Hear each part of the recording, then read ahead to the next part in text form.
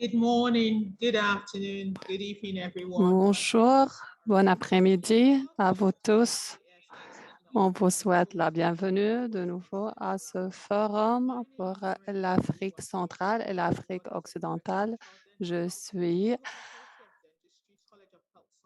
Monique Opong, je travaille à l'université et je me penche sur les populations clés. Le focus est sur le traitement de VIH et j'ai le plaisir de modérer la troisième séance du symposium. Cette séance porte sur le traitement et les soins du VIH pour les populations clés en Afrique centrale et en Afrique de l'Ouest. J'ai le plaisir de modérer cette séance pour deux raisons. Premièrement, euh, on accuse de retard à ce niveau-là en Afrique de l'Ouest et en Afrique centrale pour arriver à la réalisation des objectifs déjà établis. Comme vous le savez très bien, il y a retard en matière de réponse, d'où l'importance d'introduire des interventions clés auprès des populations concernées. Nous avons une liste très intéressante de conférenciers et de panélistes dans cette séance qui commenteront sur le sujet et participeront à des séances de questions-réponses au cours desquelles vous, le public, aurez l'occasion de leur poser des questions.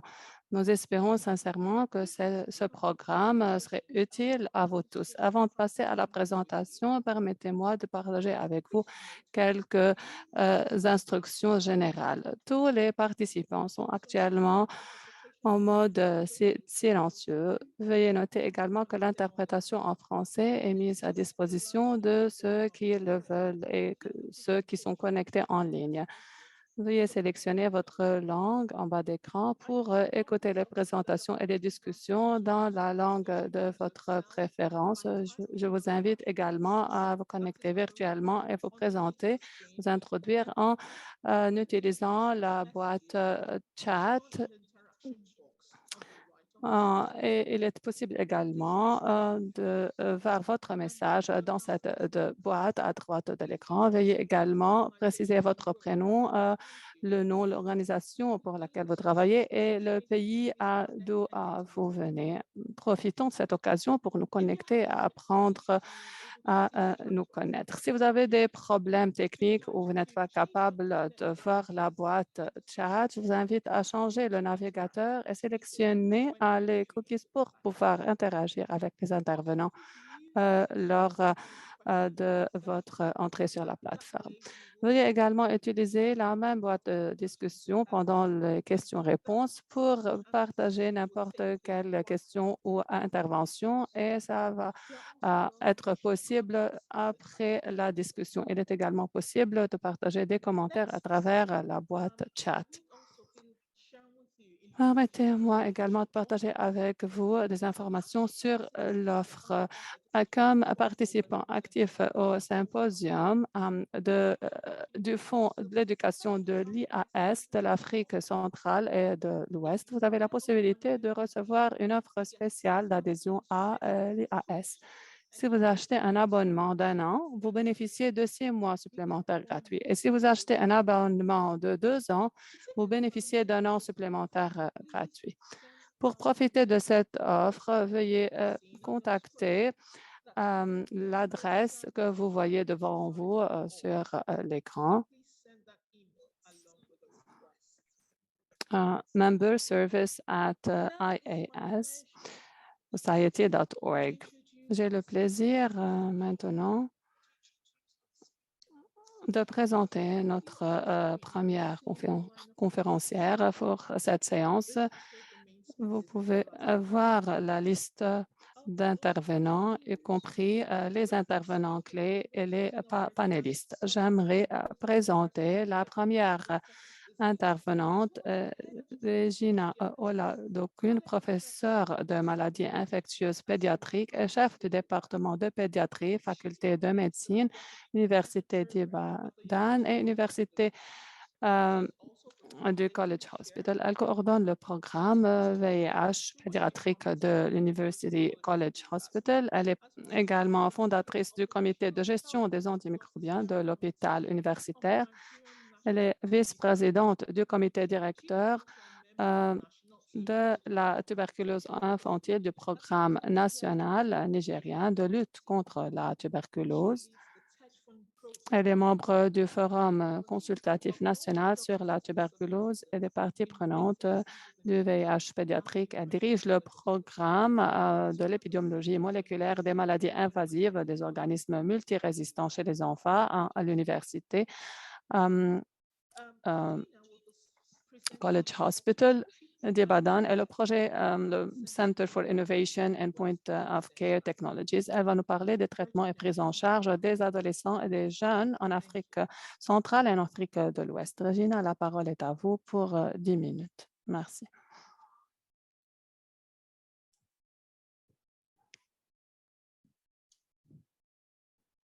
Thank you to APIN for inviting me to give this talk on treatment and care for adolescents and young. Je vous remercie de m'avoir invité à parler du traitement et de la prise en charge des cas de VIH auprès des populations clés en Afrique centrale et en Afrique de l'Ouest. Vous pouvez bien voir mon plan, mais allons dans le vif du sujet pour essayer d'économiser un peu le temps, profiter du temps qui nous est donné.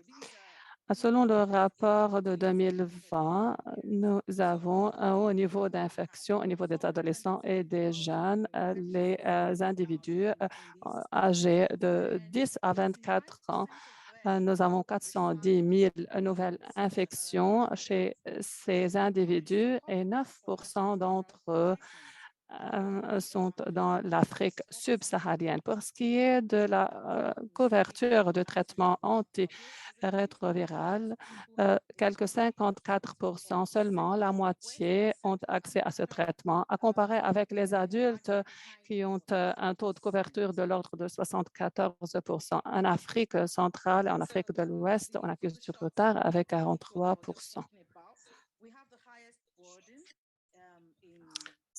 Ces images-là reflètent ce dont j'ai parlé. Nous avons un fardeau élevé en Afrique du Sud.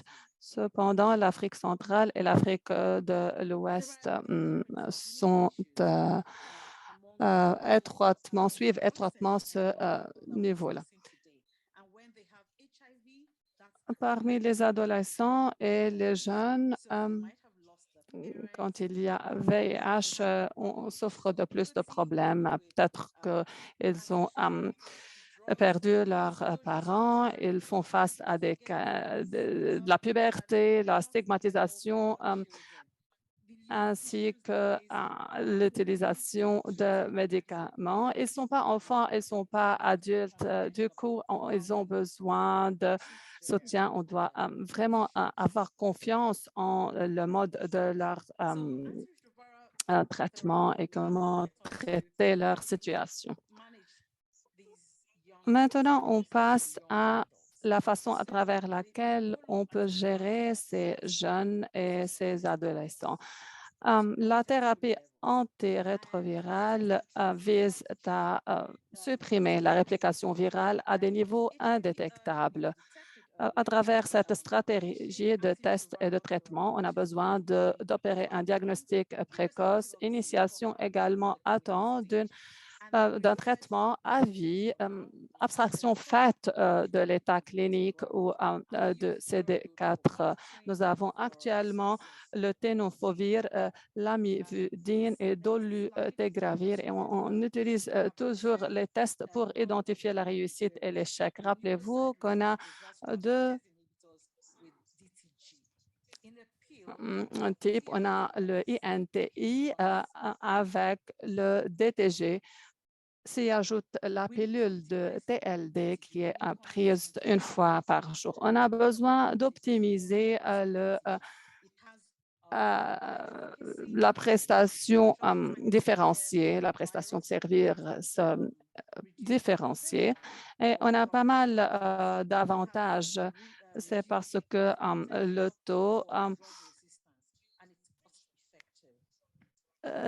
taux d'interaction entre les médicaments est réduit, mais également réduction de la résistance aux médicaments ainsi que l'efficacité élevée. Comment savoir si le patient se sent bien, s'il va bien, quand il y a suppression virologique de moins de 1000 copies entre 50 et 100, on a une zone grise, là on a besoin de plus d'études. Mais quand la charge virale dépasse 1000 copies, il s'agit d'une infection élevée. Ce tableau-là montre le patient qui a souffert d'échecs.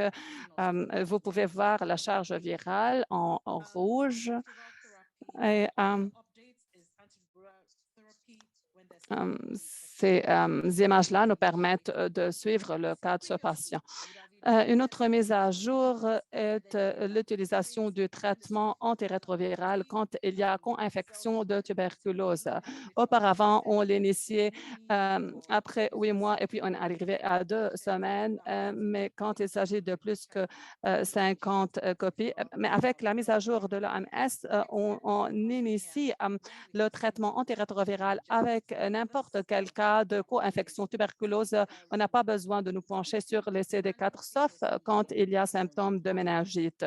Cette image-là nous montre l'expansion des lésions avec le syndrome Iris. Pour ce qui est du monitoring ou bien du suivi qui se fait d'une façon continue, plusieurs modèles ont été introduits. Je sais très bien qu'en Afrique centrale et en Afrique de l'Ouest, cette thérapie n'est pas tout à fait introduite, mais on s'attend à plus de mise en œuvre de tests dans les points de service. N'oublions pas que cette situation-là peut être gérée à travers les points de service. La mise à jour de l'OMS permet la classification selon la charge virale, mais je voudrais parler des cas d'échec. Quoi faire? Là, on doit nous assurer qu'on a pu voir que le patient prend les médicaments d'une façon adéquate. Il doit avoir recours, avoir accès au traitement psychosocial. Plusieurs pays ont initié la thérapie antirétrovirale de 3e ligne, mais malheureusement, ce n'est pas tout à fait disponible au Nigeria. Il y a un comité là où vous pouvez envoyer une demande. Il y a toujours des problèmes au niveau des tests de la résistance aux médicaments. Ça, c'est le cas du Nigeria. Voilà, on a un paquet national de soins au Nigeria. Un guide est introduit, établi pour orienter la mise en œuvre avec un focus sur les standards établis par l'OMS. Voilà quelques piliers, le minimum au niveau de ce paquet. Il faudrait renforcer les soins cliniques. Bien entendu, on a la prestation de services différenciés à travers les points de service, le soutien psychosocial et puis passer aux soins des adultes. Ce n'est pas quand on arrive à 15 ans où on transfère le patient aux soins des adultes. On a besoin d'un an au moins pour commencer les préparations et même avant, quand la personne arrive à l'adolescence, il faut qu'on l'aide à se préparer pour la transition. Nous avons également les liens communautaires et la rétention. Permettez-moi de parler encore plus de la prestation des services différenciés. Là, on n'applique pas le DSD pour ceux qui sont moins de 5 ans. Pour les enfants de moins de 5 ans, il y a autre cas également. Il faudrait qu'on se penche sur l'état. Est-ce qu'il s'agit d'un état stable ou d'un VIH avancé? Pour la transition de l'adolescence à l'âge adulte, il faudrait qu'on soit sûr qu'il y a continuité de service pour le programme au Nigeria. Nous avons plusieurs phases. Là, vous pouvez voir un checklist avec quelques éléments importants pour la transition efficace vers les soins auprès des adultes. Vous pouvez voir plusieurs modèles VIH basés ou bien orientés par les pairs. Package to look like with some of the others here that have had good outcomes. And Nous avons le programme nigérien avec un paquet très intéressant qui a été formé. Plusieurs résultats intéressants ont été identifiés. On doit être sûr de fournir des services adaptés aux jeunes. Là, on a trouvé pas mal de résultats intéressants parmi les jeunes et les adolescents. J'ai parlé du soutien psychosocial auparavant. Et à tous ces patients, que ce soit des patients nouveaux ou entre autres, il faudrait qu'on soit sûr qu'on enquête et qu'on prend en considération les cas avancés avec un traitement vraiment introduit d'une façon rapide. Vous pouvez voir quelques lignes directrices de la part de l'OMS. Pour ce qui est des écarts en matière de recherche, on a besoin de tests des points de service simplifiés. L'expérience sur la suppression virale, on a besoin d'optimiser les soins de thérapie antirétrovirale. La résistance aux médicaments, est-ce qu'on sait combien de personnes ont commencé à souffrir de résistance avant de passer au régime de troisième ligne? Tous ces points-là sont enquêtés. On a besoin de travailler plus sur la rétention et l'interruption de la prise de médicaments. En guise de conclusion, le fardeau élevé de VIH auprès des adolescents et des jeunes de rigueur en Afrique occidentale et centrale. Il faudrait optimiser la livraison différenciée des services. Il est important également de renforcer les régimes DTG avec des modèles de services à ces adolescents et à ces jeunes vivant avec le VIH. Je vous remercie de votre attention. Là, vous pouvez voir mes références. Merci beaucoup. Je vous remercie, Régine, pour cette présentation très intéressante. Permettez-moi maintenant de présenter notre deuxième intervenante, Rachel Mudekereza. Elle est docteure en médecine avec plus de 17 ans d'expérience dans le domaine. Elle est titulaire d'un diplôme de MPH et s'intéresse particulièrement au VIH et à la SMI. Elle a travaillé avec l'ICAP depuis 11 ans. Elle est actuellement conseillère clinique régionale principale pour l'Afrique de l'Ouest et l'Afrique centrale. Elle travaille avec l'ICAP en Abidjan. Elle va nous parler des prestations de services différenciées, des histoires de réussite de la pandémie basées sur ce qu'on a entendu de Régina. J'ai le plaisir de souhaiter la bienvenue à Rachel. La parole est à vous pour 10 minutes.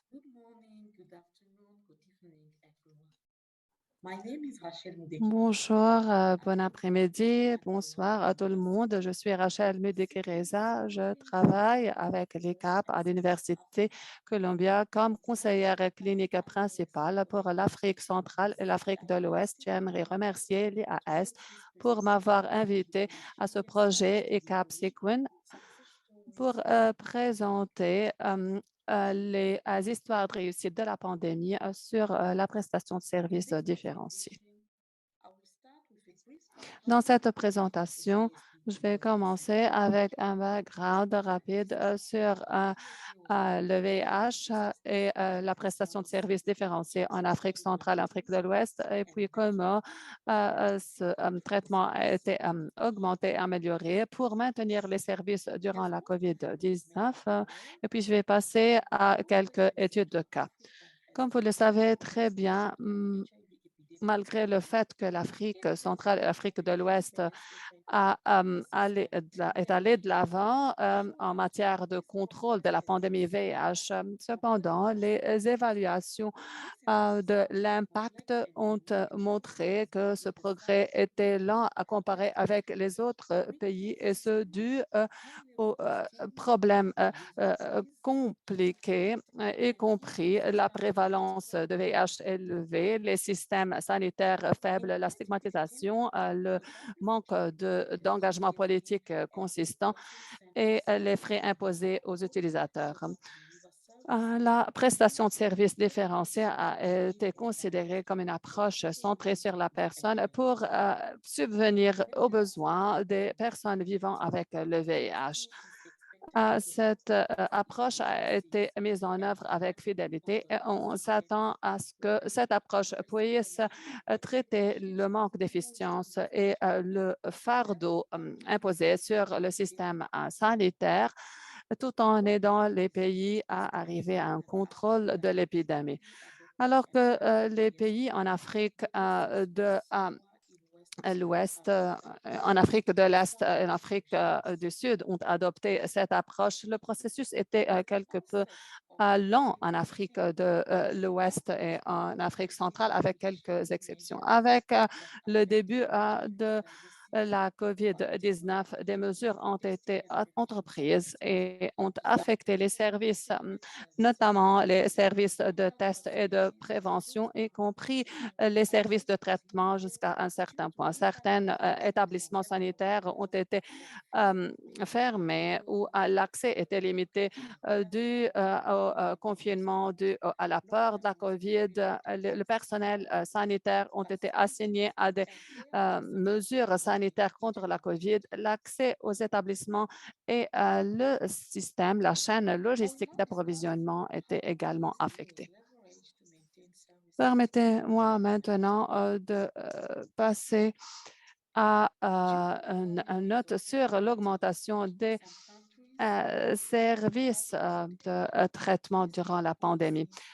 Quelques pays ont adopté les politiques et les pratiques de prestation de services différenciés pour protéger la résilience des services de VIH, y compris la diminution des fréquences de visites aux patients stables, la séparation entre l'administration de médicaments et les soins cliniques, l'élargissement de l'administration sur plusieurs mois, l'élargissement des heures cliniques pour réduire le nombre et l'espace bondé, augmenter les services aux communautés avec des projets pilotes avec des services communautaires. Le réseau d'apprentissage Sequin est désigné pour accélérer la mise en œuvre des services de prestations différenciées de haut niveau, a été également utilisé pour faciliter la diffusion des innovations en matière de la COVID et du VIH. Les leçons tirées des pays appliquant le Sequin sont partagées à travers cette conférence.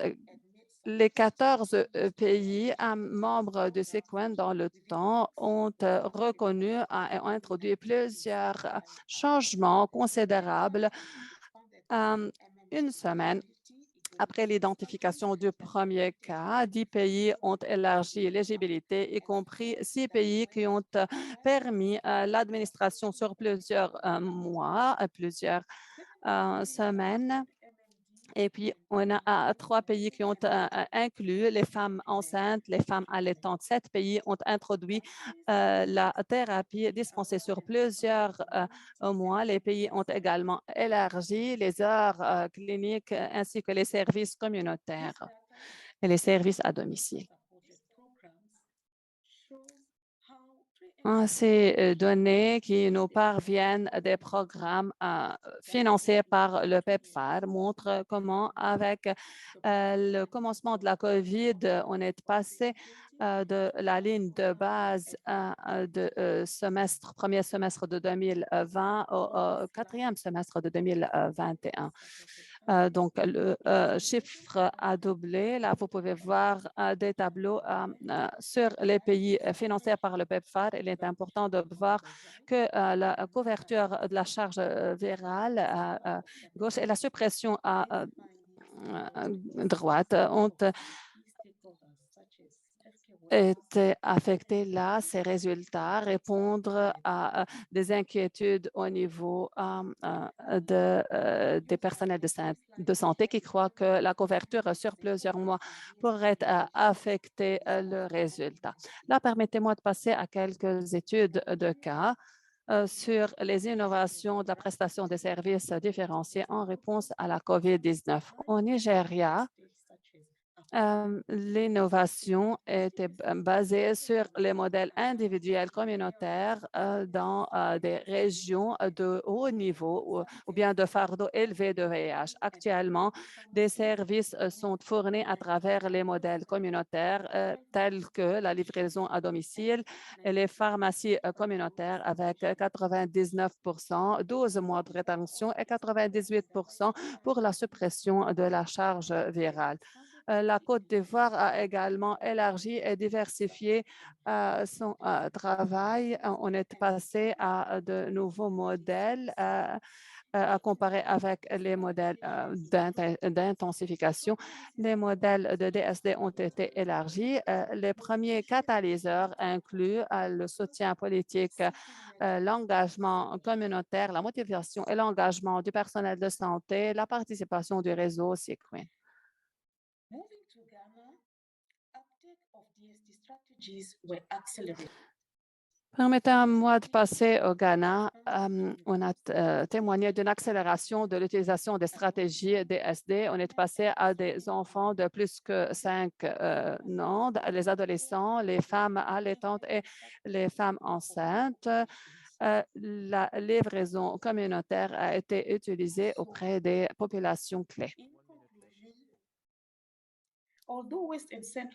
En guise de conclusion, permettez-moi de dire que malgré le fait que l'Afrique centrale et l'Afrique de l'Ouest étaient vraiment lentes en matière de l'adoption du modèle DSD, la COVID-19 a catalysé la mise en œuvre d'innovations, alors qu'il faudrait adopter des adaptations basées sur les programmes de résilience. Ces changements contribueront au plus de contrôle de l'épidémie. J'aimerais également souligner l'importance des échanges entre pays, tels qu'à travers Sequin dans l'accélération de la diffusion de l'innovation, ainsi que l'importance de l'engagement des communautés et des bénéficiaires de soins dans les processus de planification, de mise en œuvre et d'évaluation des nouveaux modèles.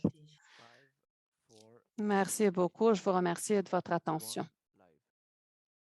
Thank you, Rachel, for the insightful and really interesting presentation. Nous vous remercions, Rachel, de cette présentation très intéressante. Maintenant, nous allons passer au panel de discussion sur la population clé et la COVID-19. Comment s'assurer que personne n'est laissé de côté? Nous avons avec nous 6 panélistes qui parleront de leur expertise et partageront leurs expériences avec nous pour discuter ce sujet.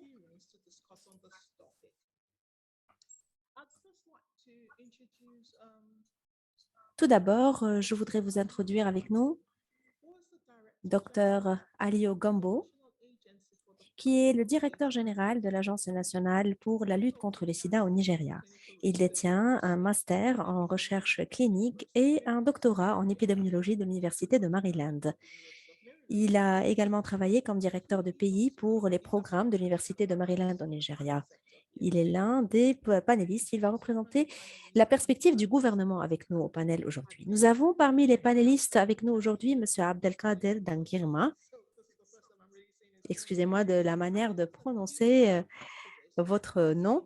Donc, Monsieur Abdelkader est activiste en droits de l'homme avec un diplôme en microbiologie. Il est jeune, ouvertement vivant avec le VIH et il est coordonnateur national du réseau des personnes vivant avec le VIH et du sida au Nigeria. Au cours des dernières années, Monsieur Abdelkader a passé les 10 dernières années à travailler comme défenseur des droits de l'homme et du VIH. Il a également contribué à la défense et à l'élaboration de quelques politiques gouvernementales, tant au niveau de l'État qu'au niveau national, des politiques qui protègent les droits et la dignité des personnes vivant avec le VIH. Nous avons également avec nous Monsieur Kofi Diaba, un spécialiste en santé publique qui travaille actuellement avec WAPCAS comme directeur de programme. Avant de devenir directeur de programme, il était directeur du suivi et d'évaluation. Il a travaillé pendant les 19 dernières années avec WAPCAS sur le programme de la population clé. WAPCAS est donc une organisation non gouvernementale qui met en œuvre de l'intervention de lutte contre le VIH et des STI, des travailleuses auprès des populations clés, des travailleuses de sexe et des hommes ayant des rapports sexuels avec les hommes. Nous avons avec nous M. Olakunla Ogini, qui est conférencier et psychiatre consultant honoraire à l'université Obafemi Awolowo au Nigeria. Ses recherches se sont penchées sur les liens entre le bien-être physique et mental des homosexuels et bisexuels. Récemment également, il a utilisé des conceptions génétiquement sensibles en vue de mieux explorer ces relations. Nous souhaitons la bienvenue parmi nos panélistes également à M. Youssef Hassan Wada, qui est jeune pharmacien du Nigeria. Il a une longue expérience dans le domaine de la défense des politiques et des recherches en matière de santé publique. Il est excellent, je le connais bien. Il est également un défenseur mondial de la campagne de traitement du VIH et de la lutte contre la toxicomanie. Il a reçu son diplôme de l'université Ousmane Danfodio à Sokoto au Nigeria. Il est également assistant exécutif auprès de la Société de la santé de la famille au Nigeria. Il est ancien également de l'Académie Advocacy for Q 2022. Il fait partie également du programme des jeunes ambassadeurs de la Société internationale du sida. Academy of Public Health, a flagship program of the West African Institute of Public Health, as well as a pharmacist leadership stimulants program. He's also a volunteer for multiple organizations like the UN, as well as a Slum to School project in Nigeria. Last but not the least is Olushola Songo, whom I welcome. He is also a public health physician with 18 years experience in the clinical care and management of HIV, tuberculosis, and other infectious disease. Olushola possesses an MPH from the Harvard University and a medical degree from the University of Ibadan.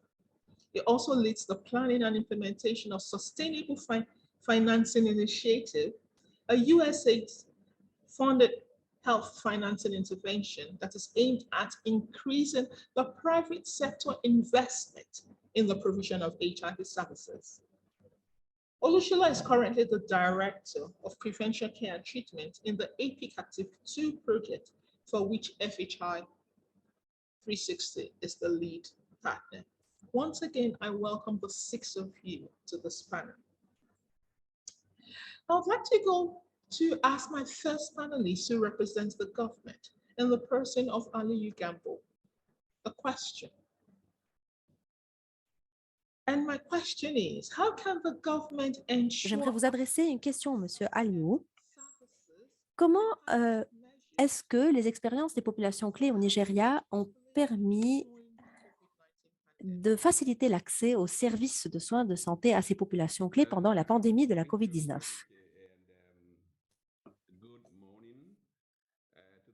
Je vous remercie. Je vous remercie, Morenike. Je vous remercie donc de cette introduction.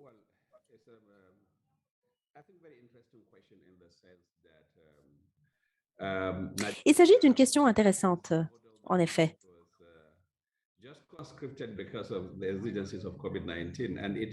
Le modèle que nous avons adopté, en effet, a émergé à l'ombre de la pandémie de la COVID-19 et ça a marché. Le Nigeria compte plusieurs personnes qui ont été identifiées et qui reçoivent déjà une prise en charge pour le VIH durant la pandémie. Donc, notre système a été caractérisé par sa résilience durant la pandémie de la COVID-19. Avant la pandémie de la COVID-19, nous identifions près de 15 à 60 personnes qui avaient besoin de traitement. Donc, avant la COVID-19, nous nous sommes déplacés aux communautés locales grâce à un programme que nous avons localement mis en place.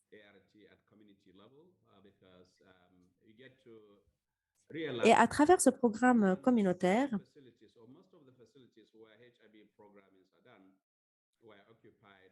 nous avons pu donc mettre en œuvre notre programme. Nous avons pris en considération, certes, l'impact de la pandémie sur les populations clés. Nous avons également pris en considération le confinement, surtout que ces personnes affectées et ces personnes séropositives étaient donc confinées. Il était donc difficile à ces personnes séropositives de se déplacer aux centres médicaux et aux établissements médicaux en général. Donc, nous avons dû mobiliser les différentes organisations concernées par les personnes séropositives. Nous avons également coopéré avec les communautés locales, avec les populations clés, et nous leur avons permis, en quelque sorte, d'avoir accès aux services médicaux. Nous leur avons permis de se déplacer en dépit de la pandémie, du confinement et des restrictions de mouvement. Ça a marché chez nous. Donc, dans le cadre de la pandémie de la COVID-19, nous avons pu quand même fournir des services qui se penchent sur la prise en charge prenant la pandémie en considération et sur les services qui sont fournis selon les besoins des personnes séropositives.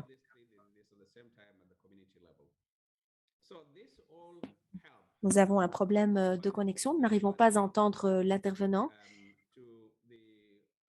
Donc voilà, dans le cadre de notre programme, nous nous sommes penchés sur la prévention et sur le traitement ou la prise en charge du VIH.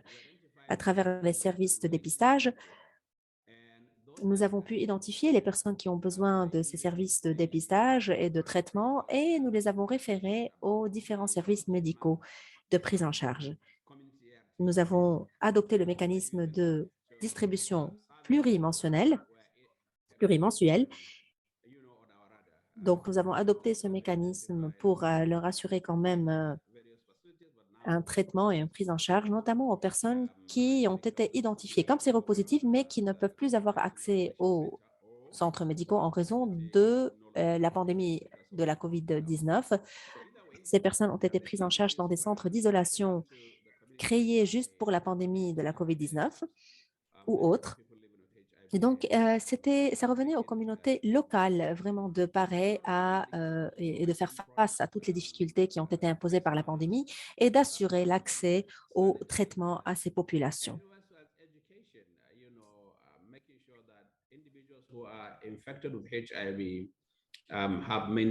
Donc, nous avons fait en sorte que ces personnes séropositives reçoivent le traitement, respectent également la distanciation et restent loin des rassemblements. Vous saviez qu'à l'époque, nous ne savions pas vraiment l'impact exact de la COVID-19 sur ces personnes séropositives. Donc, nous avons essayé quand même de les protéger et de les laisser à l'abri des impacts, de l'impact négatif et des effets destructeurs de la pandémie de la COVID-19.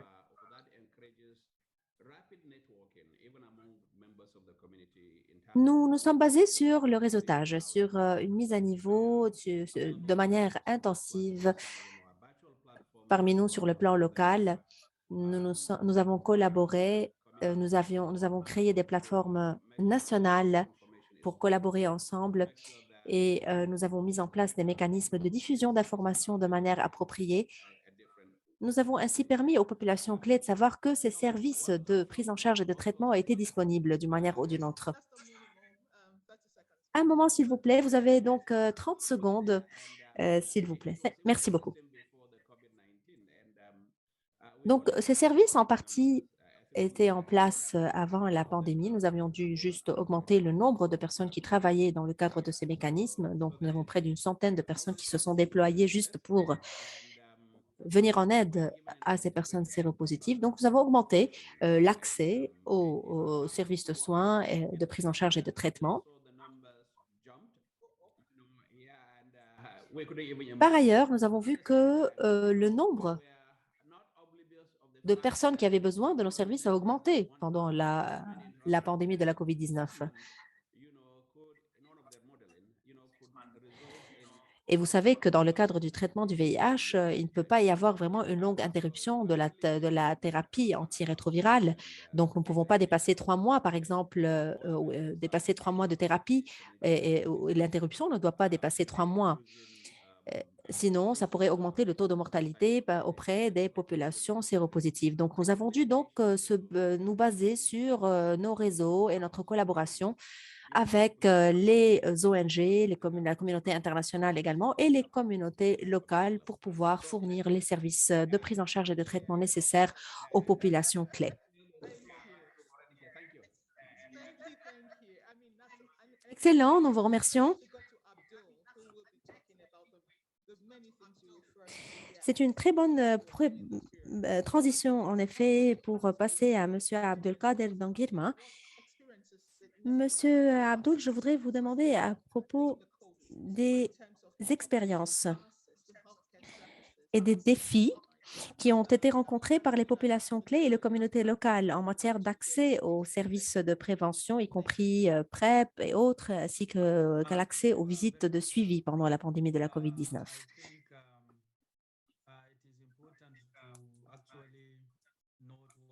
Nous vous donnons la parole donc.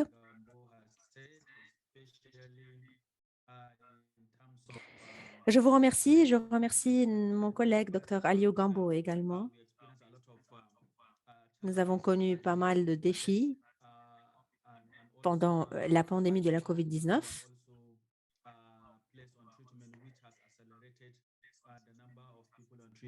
Par ailleurs, il y avait pas mal de personnes qui recevaient un traitement. Donc, pendant la pandémie, le nombre de ces personnes recevant un traitement a augmenté. Nous avons dû quand même répondre à leurs besoins et leur venir en aide pendant la pandémie. Maintenant, pour ce qui est des défis confrontés auxquels les populations clés ont été confrontées, nous avons remarqué que la pandémie a augmenté les barrières et les défis que les populations clés ont connus en termes d'accès aux soins et à la prise en charge du VIH. Durant le confinement, précisément,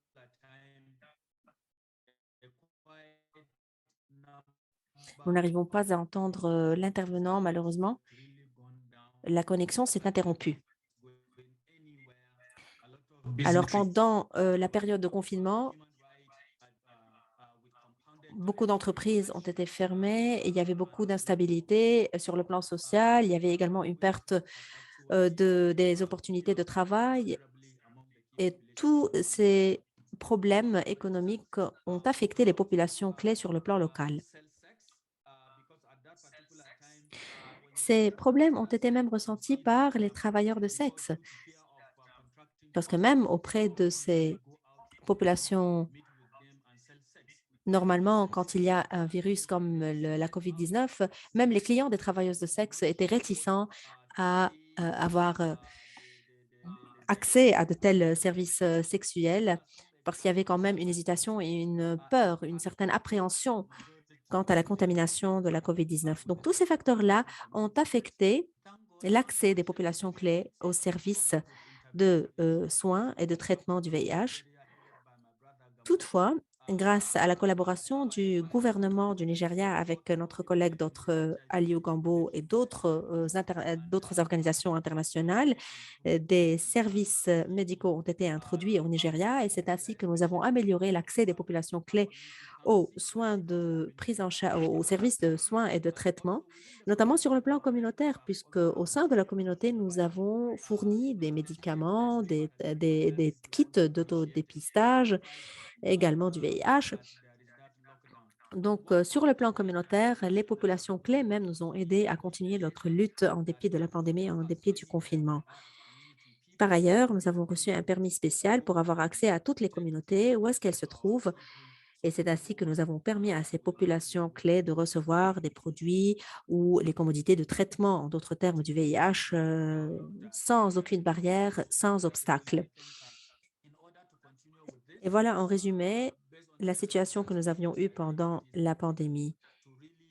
Dans ce cadre, et à l'ombre de ces défis, de ces problèmes, nous devons conjuguer nos efforts pour faire face à ces défis, sans oublier également le défi de la discrimination contre ces populations clés. Nous devons tous conjuguer nos efforts donc pour faire face à ce fléau et pour pouvoir assurer un contrôle épidémique du VIH. Nous devons prendre en considération tous ces défis, toutes ces dimensions de défis, et c'est ainsi que nous pourrons permettre aux populations clés d'avoir accès aux services et nous pourrions éliminer finalement le VIH. Nous vous remercions, Dr. ou Monsieur Abdelkader Dangirma. Je voudrais également poser une question concernant les défis et les problèmes relatifs à l'accès aux services de prévention. Nous savons qu'il y a certaines catégories de populations locales qui ont été priorisées. Mais quel était l'impact de ces défis et de ces problèmes que vous avez rencontrés donc en termes d'accès aux services de prévention? Donc, nous adressons notre question à Monsieur Kofi Diaba. Je vous remercie. Je vous remercie de cette question. Bonjour tout le monde. Comme l'intervenant précédent vient de dire, et au niveau du Ghana, nous avons également connu pas mal de problèmes et de défis quant à l'accès des populations clés aux services de soins. Actuellement, le Fonds mondial soutient les différents programmes relatifs aux populations clés. Et ces programmes se basent sur la sensibilisation communautaire. Vous savez que suite au déclenchement de la pandémie de la COVID-19, il y a eu plusieurs restrictions de mouvement, de confinement et qui ont limité les services et les activités de prévention parce que les volontaires des communautés locales avaient du mal à se déplacer et à se rendre aux membres communautaires qui avaient besoin d'aide en raison des restrictions de mouvement. Par ailleurs, la stigmatisation s'est aggravée dans le cadre de la pandémie de la COVID-19, notamment la stigmatisation contre les travailleuses de sexe, les hommes ayant des rapports sexuels avec les hommes, etc. Donc déjà, il y avait une discrimination et une sorte de stigmatisation contre ces populations-là et la pandémie n'a fait que les aggraver. Et voilà, ces problèmes ont eu un impact sur l'accès aux soins, aux services de santé. Par ailleurs, l'utilisation de préservatifs, l'utilisation de contraceptifs, etc., ont tout été affectés en raison de la pandémie. Donc, il était vraiment difficile pour la communauté de poursuivre ces types de protection. En outre, les activités de prévention ont été limitées également parce qu'il n'y avait pas suffisamment de ressources financières et de ressources humaines. Donc, il y avait un retour, en quelque sorte, au comportement sexuel risqué. Il y a eu quand même des interventions pour mitiger les effets destructeurs de la pandémie de la COVID-19. Nous avons quand même mobilisé les produits de traitement sur le plan national pour pouvoir quand même assurer ces produits comme les préservatifs et les médicaments aux personnes concernées. Nous avions également des interventions immédiates qui ont eu lieu grâce à des volontaires sur le plan communautaire et qui ont dû utiliser des équipements de protection personnelle tels que les masques et les gels hydroalcooliques, etc. Donc, ils ont dû utiliser ces équipements pour pouvoir s'adresser aux membres communautaires. Par ailleurs, nous avons distribué également des aides alimentaires avec le soutien du Fonds mondial. Nous avons distribué l'aide alimentaire aux communautés locales pour éviter des cas de faim et pour subvenir aux besoins alimentaires des communautés locales. Nous avons là besoin de renforcer l'autonomisation économique des communautés locales. Le Fonds mondial cherche à renforcer cette autonomisation pour leur offrir davantage d'opportunités à l'avenir. Donc, nous avons collaboré de manière excellente avec le Centre de santé du Ghana et avec d'autres parties prenantes sur le plan local pour assurer le maintien des activités de prévention du VIH sur le plan national. Nous vous remercions de cette réponse intéressante. Nous allons encore discuter d'autres détails relatifs à votre réponse, bien évidemment.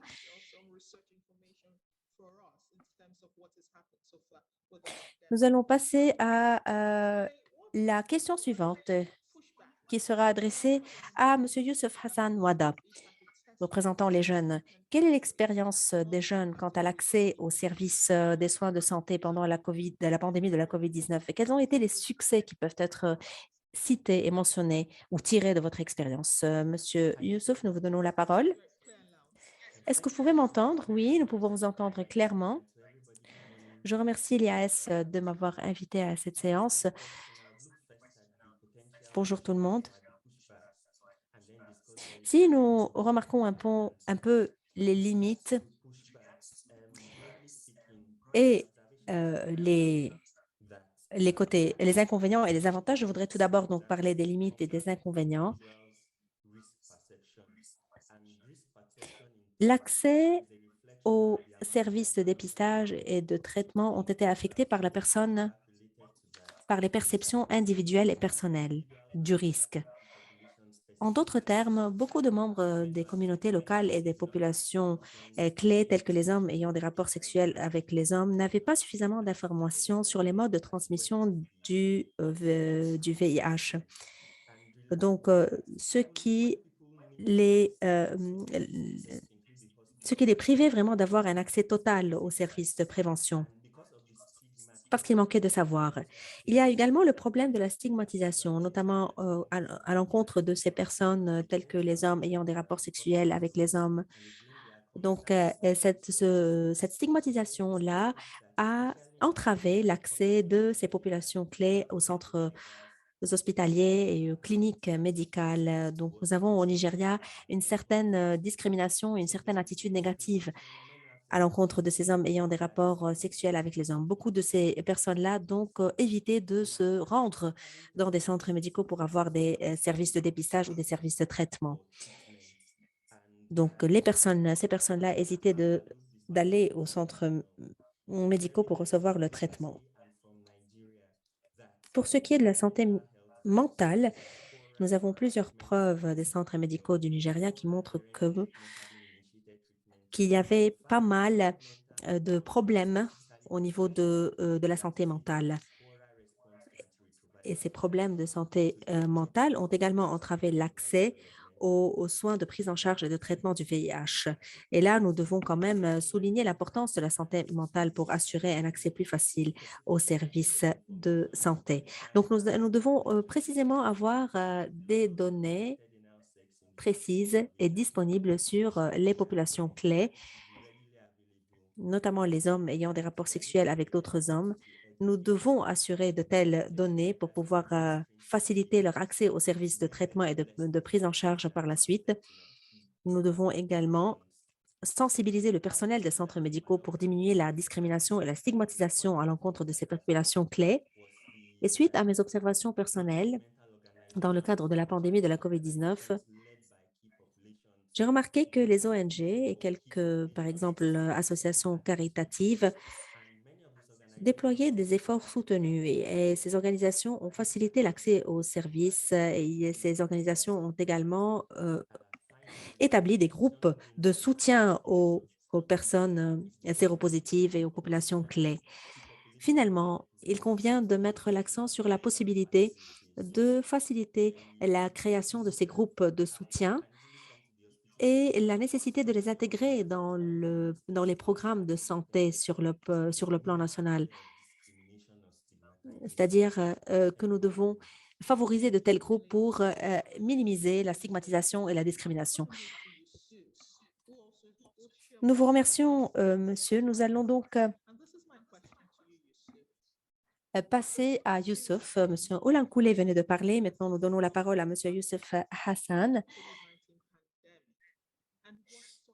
Quelle est l'expérience des jeunes quant à l'accès aux services de soins de santé pendant la période de la pandémie de la COVID-19? Et de quel succès pouvez-vous parler, s'il vous plaît, à partir de votre expérience? Monsieur Youssouf, donc la parole est à vous.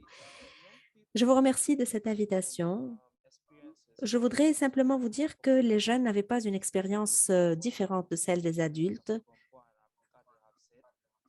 dans notre pays, comme les autres intervenants ont déjà déclaré. Donc, il n'y avait pas vraiment une différence au niveau de l'expérience. Il y avait un accès limité aux services de santé, de traitement. Il y avait quand même une certaine discrimination et stigmatisation également. Par ailleurs, les jeunes ont dû payer de leurs propres dépenses personnelles pour subvenir à leurs besoins pendant la pandémie. Il n'y avait pas vraiment de ressources financières, les activités économiques se sont interrompues, il y a eu une isolation sociale. Il n'y avait même pas des modes de transport disponibles pour se déplacer parce que la majorité de ces jeunes personnes se déplacent au site et au centre pour pouvoir recevoir les services de prise en charge et de traitement. Donc, il y avait vraiment un problème à cet égard. Un autre problème est relatif à la discrimination et à la stigmatisation. Il y avait des problèmes de divulgation des états sérologiques auprès des jeunes. Si vous considérez l'isolation sociale et les différentes contraintes économiques que ces jeunes ont rencontrées, de tels facteurs aggravent leur situation et entravent leur accès aux services de santé et aux services de traitement et de prise en charge. Même les jeunes ne pouvaient pas se plaindre. Il n'y avait pas vraiment d'interaction pour pouvoir parler de tous ces problèmes. Par ailleurs, il n'y avait pas suffisamment de ressources financières pour ces jeunes-là. Ils étaient complètement dans un état d'isolation sociale. En outre, il y avait quelques facteurs qui étaient indirectement reliés et qui ont affecté également l'accès de ces jeunes aux services de santé, tels que par exemple la violence basée sur le genre et le risque de l'abus domestique. Dans ce cadre également, il convient de noter que la pandémie de la COVID-19 a aggravé ces facteurs sociaux sous-jacents.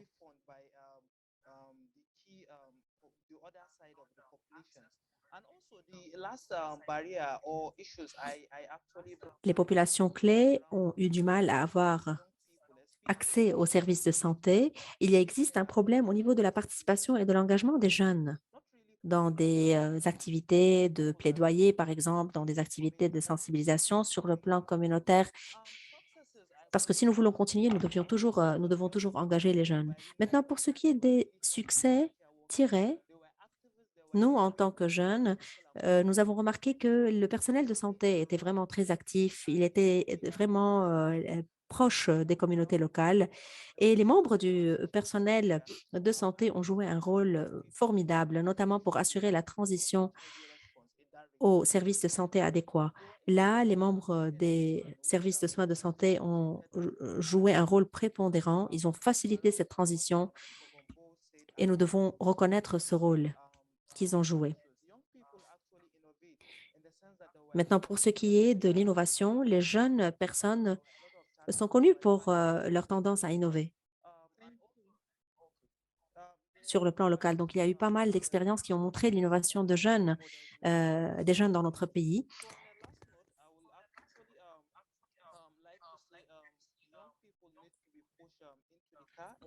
Finalement, nous devrons mettre l'accent sur la nécessité d'engager les jeunes dans tous ces processus et nous devons encore renforcer leurs capacités pour mieux s'engager dans la lutte contre le VIH. Nous vous remercions, Youssouf. Nous avons beaucoup et énormément appris de votre expérience.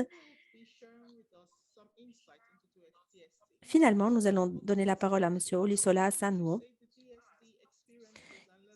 qui nous parlera de la prestation de services différenciés. Notre question à M. Olusola est la suivante. Comment évaluez-vous les expériences de la prestation de services différenciés et quelles leçons pouvons-nous tirer durant la pandémie de la COVID-19 pour ouvrir la voie à suivre et pour s'assurer que personne n'est laissé de côté? Il existe plusieurs modèles qui ont été adoptés au Nigeria pour assurer les services de santé. Mais nous avons des problèmes de coûts qui doivent être mentionnés, le manque d'accès à ces services différenciés, sans oublier la discrimination, la distanciation, les centres médicaux qui sont loin, la stigmatisation également parmi d'autres facteurs et d'autres problèmes. Donc, tous ces facteurs nous obligent à créer des modes de prestation de services différenciés. Si nous pouvons assurer de tels modèles différenciés de services, nous pourrons réaliser nos objectifs escomptés.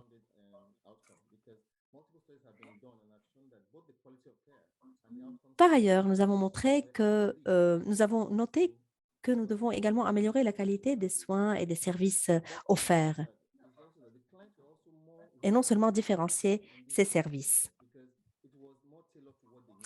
Nous avons remarqué que pas beaucoup de personnes ont pris part à la prestation de ces services différenciés. Pourtant, ces services peuvent réduire la stigmatisation et réduisent les coûts.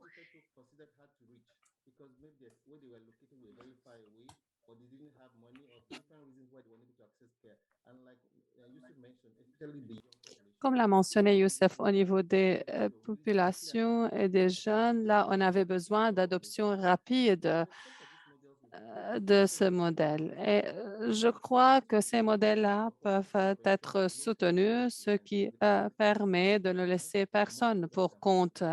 Donc, plus d'investissement au niveau des soins est essentiel. Cependant, l'efficacité et la durabilité de ces modèles, notamment au niveau des populations clés, doit être maintenue, ce qui ne peut être fait qu'à travers l'intégration de structures importantes.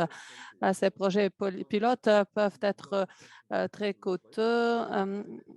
Cependant, leur intégration dans les structures populaires peuvent les rendre plus durables. Il est important également de travailler avec le secteur privé pour assurer la durabilité. Par ailleurs, il est important d'assurer le travail à détailler. C'est ce qui se fait à travers des applications mobiles pour nous assurer que pour ces catégories, on peut prendre des décisions à temps pour qu'on arrive à garder les résultats déjà établis. Merci beaucoup. Excellent et intervention très pertinente. Je vous remercie. Je remercie tous les panélistes pour leur partage et leurs interventions sur les moyens essentiels pour ne laisser personne pour compte. Il est temps maintenant d'ouvrir la voie à des interventions de la part des participants. Donc, les panélistes sont prêts à répondre avec questions. N'hésitez pas à nous envoyer vos questions à travers le chat. Alors qu'on attend les questions, j'ai une question à Gina. Professeur Oladokun.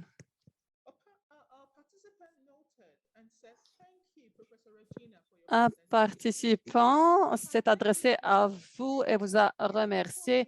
Il dit, si j'ai bien compris, quand il s'agit d'un nouveau diagnostic de VIH avec tuberculose, on n'a plus besoin d'administrer ou bien d'ajourner l'administration de traitement antirétroviral. Merci beaucoup. Oui, tout à fait. Simplement, on a essayé plusieurs protocoles. On a dû attendre jusqu'à 8 semaines. Puis, on est arrivé en 2016 à un protocole qui va jusqu'à, dans le cas de moi de CDC 50, on doit initier le traitement dans 2 semaines ou le maximum est 8 semaines, alors que de nos jours, dans n'importe quel diagnostic de tuberculose, tant qu'il n'y a pas de symptômes de méningite, il faut initier le traitement antirétroviral rapidement pour un meilleur résultat. Et pour ne pas perdre ce patient. Merci beaucoup. J'ai quelques questions à nos panélistes. Permettez-moi de commencer avec Gushola. Il était intéressant de remarquer que le système différencié réduit l'impact de la stigmatisation et de la discrimination. Chaque fois qu'on se penche sur les profils et les histoires, il y a toujours des cas de stigmatisation et de discrimination. J'aimerais que vous élaborez encore plus sur le travail avec le secteur privé. Comment est-ce que le secteur privé pourrait nous aider à accroître l'utilisation de traitements différenciés? Et vous avez aussi référé au rapport de coût et efficacité. Quelle plateforme serait utilisable à votre avis pour plus d'intégration en vue d'améliorer l'application de cette approche différenciée? Je vous remercie. Je vais essayer de répondre brièvement. Premièrement, sur cette approche qui évite la discrimination. Permettez-moi de dire que les populations peuvent se rendre aux pharmacies pour recevoir les distributions. Ce sont là des points où tout le monde se rend, pas simplement ceux qui souffrent de VIH. Personne ne sait qu'est-ce qu'ils sont là-bas à faire, pourquoi ils se rendent à ces centres-là. Ça, du coup, réduit la stigmatisation. C'est parce que toutes les personnes dans cette communauté s'y rendent. On n'a pas besoin de traverser de longues distances. On n'a pas besoin de quitter le travail pour passer 50 kilomètres, traverser des kilomètres pour y arriver. Il est facile de se rendre à ces centres communautaires. Pour ce qui est de la durabilité, le rapport coût-efficacité est très essentiel. Ce n'est pas dû à la situation actuelle, mais pour des plans d'avenir. Ce qui nous intéresse est de savoir comment le faire. Pour ce qui est des localités au niveau communautaire, ce qu'on fait dans notre programme est qu'on travaille avec des facilités communautaires pour fournir l'éducation nécessaire pour référer les patients. Donc, il est possible pour des groupes de s'y rendre. Dans les communautés, il y a des localités comme des points de rencontre et de rassemblement. Ces points-là peuvent être utilisés pour fournir des services de traitement. Et ces communautés-là s'y impliquent. Donc, on passe d'une localité centrale à des localités décentralisées pour plus de soutien. À travers cette approche, il y a durabilité. Quoi qu'il arrive, on peut assurer la durabilité. Je crois que j'ai répondu à ces deux questions. Oui, merci beaucoup. C'est excellent et j'ai bien apprécié cette durabilité. C'est la voie à prendre dans l'avenir. Merci beaucoup. J'ai une question à Abdul de la part des panélistes. Donc, premièrement, je m'adresse à Abdul et puis je vais passer à d'autres panélistes. La question est la suivante. Les personnes qui souffrent de VIH durant la pandémie de la COVID étaient appelées à dévoiler leur statut VIH aux officiers de sécurité avant d'avoir accès à des facilités, à des établissements de santé pour avoir accès à des soins nécessaires. Comment est-ce que les droits de l'homme étaient traités dans les pays concernés? Je commence avec vous, Abdul, pour ce qui est du Nigeria, et puis je vais passer également à Kofi pour nous expliquer comment ça a été traité au Ghana. Allez-y, la parole est à vous, monsieur. Merci beaucoup pour cette question. À vrai dire, toutes les questions de droits de l'homme, je ne crois pas que la police ou les autorités de sécurité ont le mandat légitime pour agir de façon à pousser les patients à dévoiler leur statut ou leur état VIH avant de leur permettre d'y avoir accès. Le premier problème est le manque de connaissances. Il faudrait que les gens sachent que qu'ils ont le droit de garder la confidentialité et à ce moment critique, il faudrait qu'ils vraiment réclament leurs services et leurs soins. En partenariat avec le gouvernement, notamment à travers PEFA, nous avons initié le programme aux patients qui permet l'éducation, l'enseignement des patients qui sont également formés pour utiliser les mécanismes de complainte là où toutes ces questions-là ont été également signalées. Premièrement, pour ce qui est des autorités nationales, on sait très bien qu'il est important d'engager le Comité national des droits de l'homme. Le comité s'y est impliqué dans l'établissement du curriculum nécessaire pour la signalisation et le dévoilement de n'importe quelle violation. C'est ce qu'on essaie de faire. Tant que les gens sont sensibilisés et informés, ils seraient capables de défier de telles situations et ne permettraient pas la durabilité de tels actes illégitimes parce qu'on croit que tout le monde jouit de tels droits et les droits de tout le monde doivent être gardés. Il faudrait également qu'on soit ferme sans attendre que les autres nous protègent ou réclament nos droits. De toute façon, c'est ce qu'on fait en essayant de colmater les brèches en matière de sensibilisation au niveau des populations et des communautés nécessaires. Excellent, merci. Parfait. Kofi, auriez-vous quelque chose à dire pour ce qui est de la situation du Ghana? Qu'est-ce que vous avez fait au niveau des droits de l'homme? Permettez-moi de dire tout d'abord, comme déjà mentionné, avant le commencement de la COVID-19, le Fonds de soutien avait commencé une intervention sur les droits de l'homme pour les populations clés liées au VIH. Du coup, le mécanisme de réponse à la crise était déjà établi. On avait des membres de la communauté qui étaient formés comme parajuristes pour fournir des services juridiques au niveau des communautés parce qu'ils assurent le lien entre les communautés et les autres mécanismes de réponse qu'on avait déjà créés.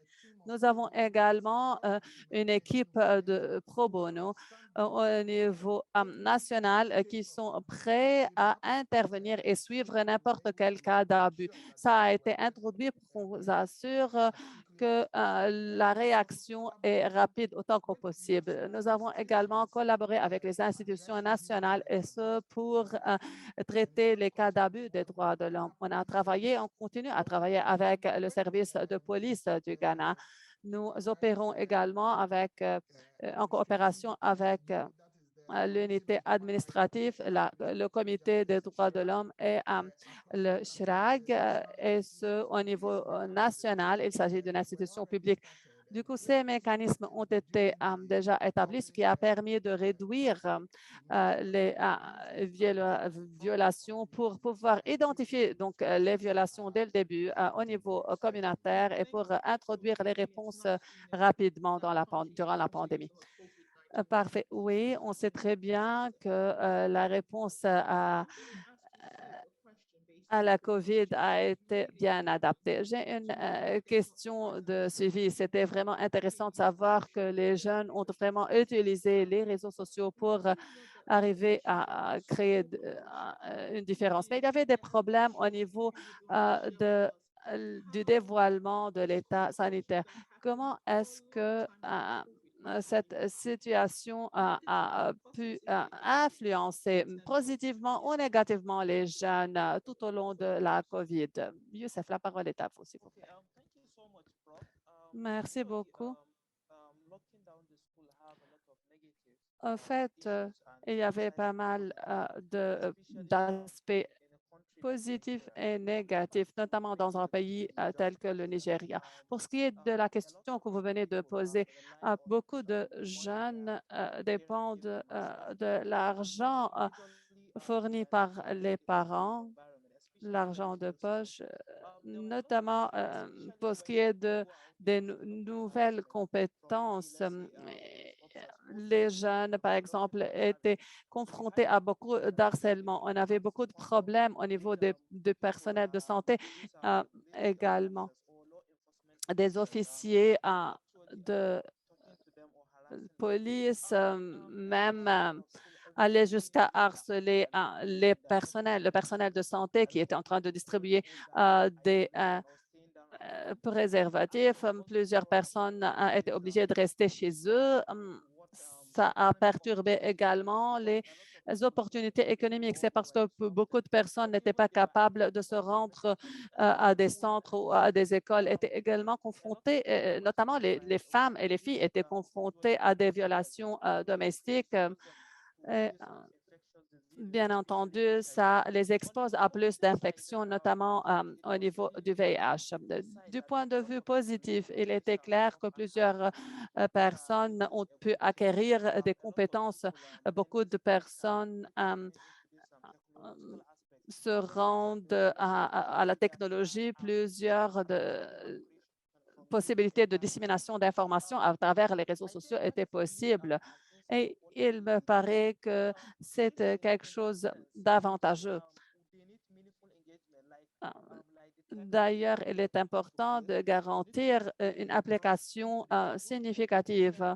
On doit permettre aux jeunes de s'exprimer et également respecter leurs préférences et de la sorte qu'ils se sentent vraiment appréciés dans tout le système et dans le cadre tout entier, et ce pour arriver à des engagements considérables et pertinents.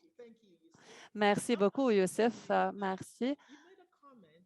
Vous avez avancé un commentaire très intéressant et il me paraît que c'est quelque chose qu'on doit apprendre à long terme, pas simplement durant la pandémie. Vous avez parlé de l'importance de l'intégration des services pour les populations clés au sein du système de santé.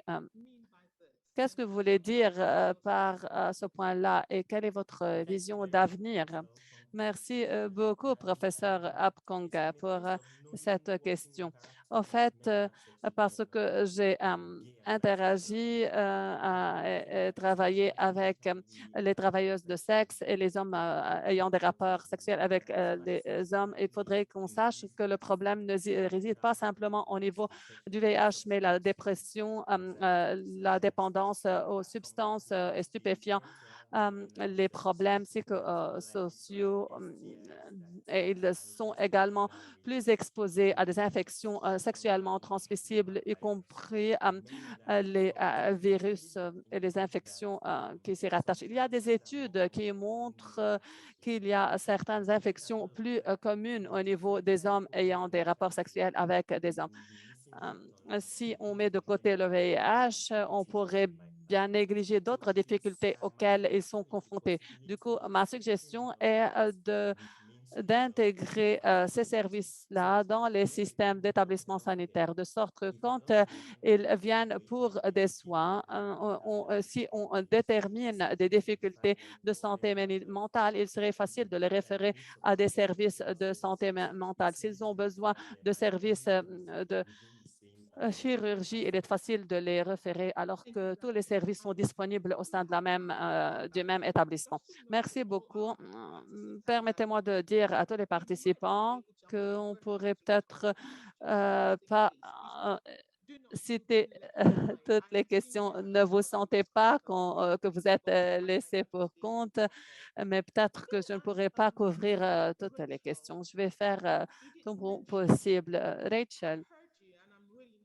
Je l'ai entendu, le renforcement des capacités à travers la télémédecine. Jusqu'à quel point dans votre évaluation est-ce que vous avez noté que la télémédecine est un moyen pour soutenir la prestation de services au VIH? Richard, la parole est à vous. Veuillez activer le micro, s'il vous plaît. Oui, merci beaucoup. Merci, professeur, pour cette question. Oui, tout à fait. Nous avons noté beaucoup d'améliorations et d'innovations en matière de la réponse à la COVID et en matière d'accroître les opportunités pour améliorer la réponse au VIH, notamment en Afrique du Sud et en Afrique de l'Est. Nous avons remarqué plus d'efforts, notamment au niveau des populations clés, le traitement pour qu'on soit sûr qu'il y a plus d'adhérence, d'adhésion et de rétention avec plus de suivi avec les clients. Ils ont également utilisé le mHealth et la télémédecine pour renforcer l'identification des personnes nouvellement infectées basées sur les résultats des tests de VIH dans les communautés en travaillant étroitement avec le personnel de santé. Oui, je m'attends à plus de détails là-dessus. On sait très bien que d'autres pays doivent en apprendre parce qu'en Afrique centrale, en Afrique de l'Ouest, nous avons des cas semblables. Oui, à travers le réseau Sequin, on encourage l'échange de pratiques. Il serait de notre plaisir de nous assurer que tout le monde puisse profiter de ces innovations intéressantes. Merci beaucoup. Parfait. J'ai une question à Liu. Est-ce que vous êtes là? Si vous êtes toujours avec nous, est-ce que vous pouvez activer le micro? J'ai une question vraiment critique là. Sinon, je vais poser cette question à d'autres. J'aime bien connaître plus sur les femmes. Vous avez parlé de la population clé et je crois que les femmes sont clés. Là, on ne veut pas qu'on les laisse pour compte. Rachel, qu'est-ce qui qu'est-ce qu'était l'état des femmes durant la pandémie? Est-ce qu'il y a quelque chose à savoir pour renforcer la situation des femmes, notamment les transgenres? Je ne peux pas vous laisser sans poser une question sur les femmes. Rachel. Oui, merci, professeur. Pour ce qui est des femmes, là, on doit déployer plus d'efforts pour ne pas les laisser pour compte. Actuellement, la plupart d'entre elles ne sont pas éligibles pour n'importe quelle nouvelle intervention, notamment les modèles de prestations de services différenciés, mais avec la réponse à la COVID, je crois que plusieurs pays ont élargi leurs critères d'éligibilité pour inclure les femmes enceintes et allaitantes dans le modèle DSD. Et à partir de la fin de l'année dernière, au réseau Sequin, nous avons commencé également d'introduire une communauté de praticiens qui se concentre seulement sur le DSD, la prestation de services différenciés au MSH. Je saisis cette opportunité pour inviter plus de personnes à se joindre à ces communautés de praticiens pour qu'on apprenne les uns des autres comment mieux améliorer les services offerts aux femmes enceintes et allaitantes. Oui, il est important également d'écouter leur voix. On n'a pas jusqu'à présent entendu parler de l'encadrement des transgenres dans ce contexte-là. Il serait important de travailler. Avant de conclure, j'ai une question là. Pourquoi est-ce que les symptômes de méningite, pourquoi les méningites la méningite est considérée comme une contre-indication dans les cas de traitement antirétroviral? J'ai déjà montré le CT scan qui montre les lésions. Du coup, quand il y a méningite, tuberculose, les études ont montré qu'on a plus de problèmes et de potentiel d'un syndrome IRIS. C'est pour cette raison-là que c'est contre-indiqué. Et on doit vraiment éviter ce traitement antirétroviral immédiat. Parfait. Donc, il s'agit du syndrome d'IRIS. J'ai une autre question. Quelles sont les mesures? Une question de l'audience. Quelles mesures ont été introduites pour s'assurer que les services sont accessibles par ceux qui en ont besoin, notamment les jeunes? Là, il y avait des palliatifs qui n'arrivaient pas aux personnes concernées. Dans une minute, s'il vous plaît, Monsieur Youssef. D'accord, c'est une question intéressante. Je crois que le problème réside au niveau du manque de communication et d'information entre les populations clés et les centres sanitaires. Pour ce qui est de la pandémie, durant la pandémie de la COVID, il y avait pas mal de représentation dans ces secteurs clés.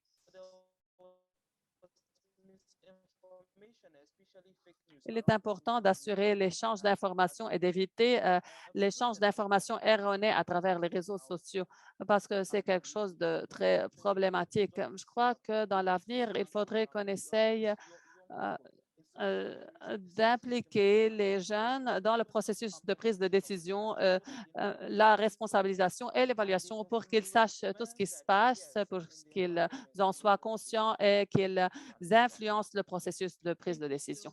Merci beaucoup. Je vous remercie et je crois que c'était vraiment un panel excellent. Moi, personnellement, j'ai appris beaucoup et j'ai noté pas mal de sujets de recherche et je trouve qu'il y a pas mal de choses intéressante. Je vous remercie de nouveau de votre contribution. Je remercie l'audience pour l'engagement, pour les questions. Ça a rendu cette séance vraiment très riche.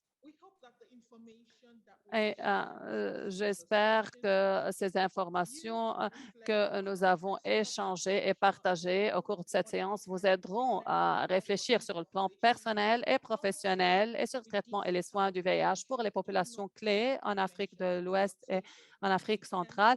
Et bien entendu, on ne peut pas vraiment supporter plus d'infections. Comme on l'a vu dans les statistiques, nous sommes toujours dans une phase critique en Afrique centrale, en Afrique de l'Ouest. Il est possible d'en sortir en impliquant les jeunes. La diversité est un point clé. De nouveau, c'est important d'inclure les transgenres dans ce cadre de diversité. Nous tenons également à remercier tous les participants qui nous ont envoyé des questions lors des discussions et nous encourageons également à partager les enregistrements que vous allez recevoir de l'IAS avec les collègues qui n'ont pas pu forcément participer à cette séance en direct.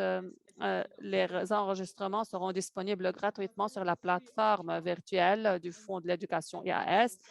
Et il est possible de rejoindre la plateforme à n'importe quel moment. Vos collègues peuvent le faire également pour regarder et visionner les enregistrements qui seraient disponibles la semaine prochaine. De nouveau, merci à tous. Prenez soin de vous-même et nous espérons vous revoir dans la dernière séance qui débutera à 3 heures de l'après-midi, heure de Nigeria. Cette séance portera sur le maintien de la suppression de la charge virale dans les soins pédiatriques, les défis et les opportunités. Veuillez vous connecter en utilisant le lien de la séance 4 à partir de la page d'accueil, tout comme vous l'avez fait pour se connecter à cette séance ou à travers le lien qui sera disponible sur cette page après la fin de la séance.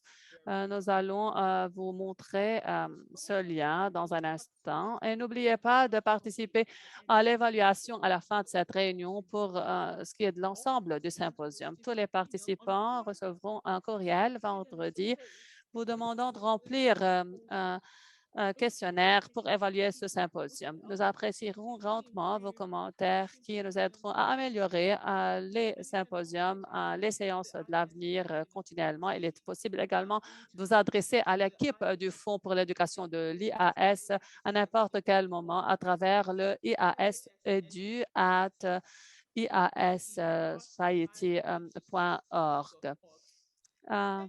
De nouveau, merci beaucoup et je vous souhaite une excellente pause d'ici à la prochaine séance. Merci.